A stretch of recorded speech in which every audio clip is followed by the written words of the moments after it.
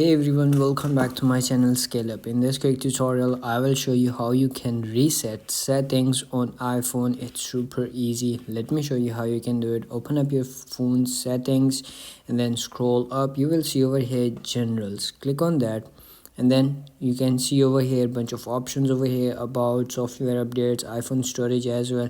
You have to do is scroll all the way up and you will see over here transfer or reset iPhone. So simply click on that and then you will see this two option over here or get started option over here.